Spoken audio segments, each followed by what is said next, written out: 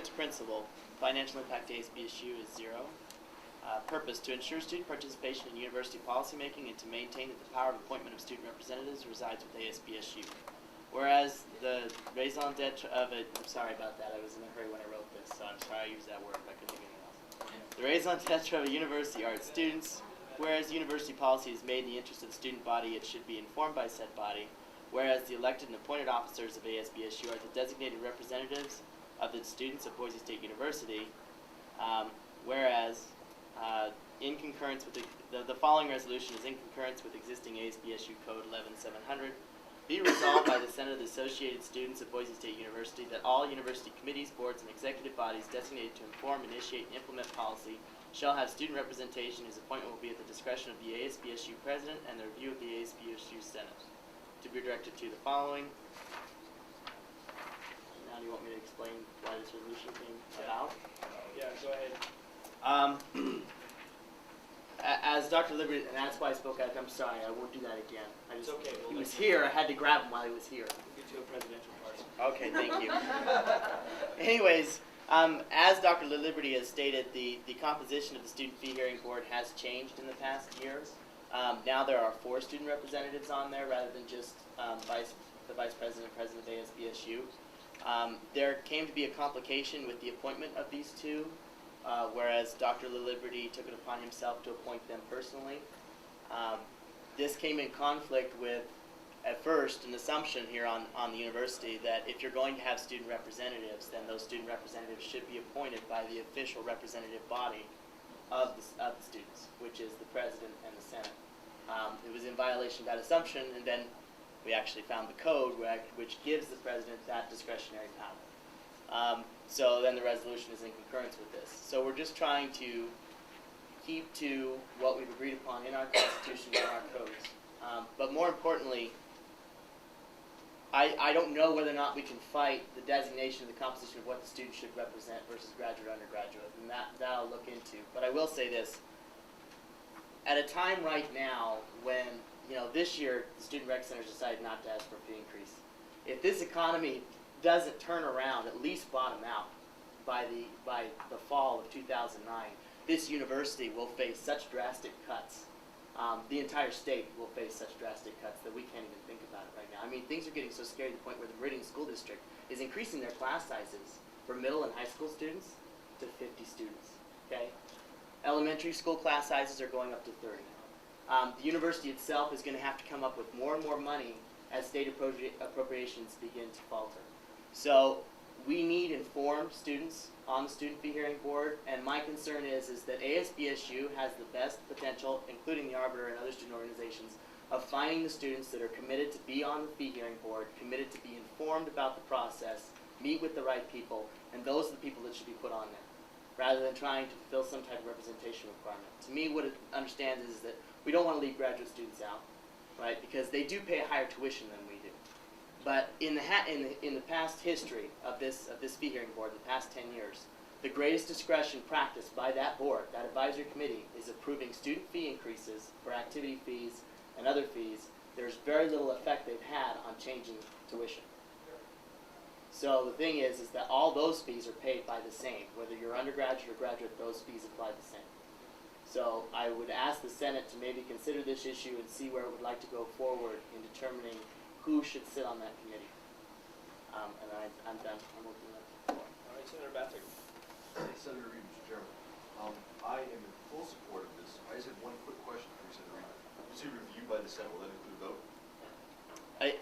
It goes to the review committee, from what I understand, and then it goes to the Senate. According to the code, yeah. Okay.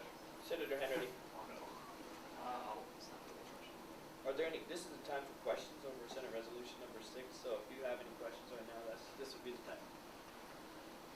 Senator Berg. So is the argument just that the power lies with us to appoint, or that we change it to just being any students, not graduate or undergraduate? We just want us to be able to choose graduate students. Is that what we're? Well, right now at this time it's been left to the point where Trevor can appoint a graduate student and then an undergraduate student, right? And I don't think that the Senate has the ability, well, I don't think it has legal jurisdiction to determine the composition of a non-university, or a non-ASBSU university committee.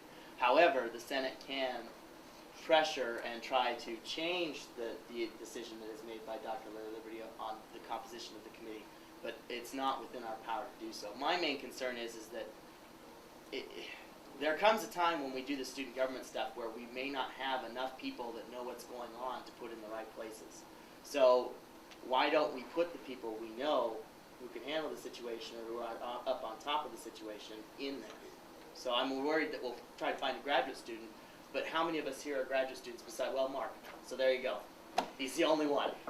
And honestly, if we decide to stick to a graduate student, we've got to stick to somebody who's involved with the deliberations, who's at least heard what's going on. And we can't just pick somebody out of the sky. So that's my main concern. So. All right, and now, are there any further questions? If not, we'll go to debate on Senate Resolution number 6.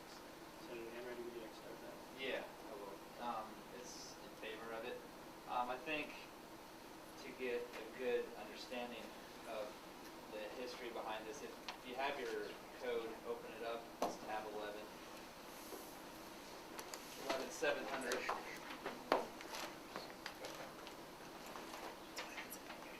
Which page? Well, they're kind of different. It's 11700.